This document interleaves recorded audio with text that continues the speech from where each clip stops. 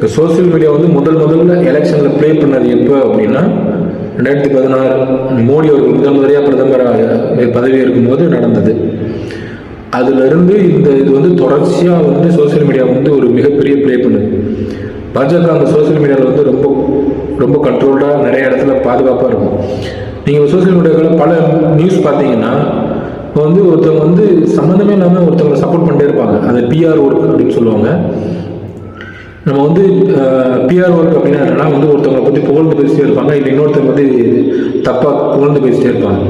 இப்போ தொடர்ச்சியாக நீங்கள் பார்த்தீங்கன்னா சோசியல் மீடியாவில் வந்து ஒரு கண்டென்ட் நான் வந்து பார்த்தேன். 90% ஆஃப் இந்தியன் பீப்புள் வந்து வெல்கம்ஸ் என்ன சொல்லுவாங்க, குருகுலம் கல்வி இன் தமிழ் இந்தியா அப்படின்னு சொல்லுவாங்க. அந்த 90% யாரும் உங்களுக்கு தெரியவே தெரியாது. ஆனால் அவன் போட்ட போஸ்ட்டில் அந்த சின்ன சின்ன இமேஜஸ் மட்டும் சேஞ்ச் பண்ணிவிட்டு அதே போஸ்ட்டை வந்து இன்னும் 2-3 சேனல் அப்படியே போஸ்ட் பண்ணும், சேம் வேர்ட்.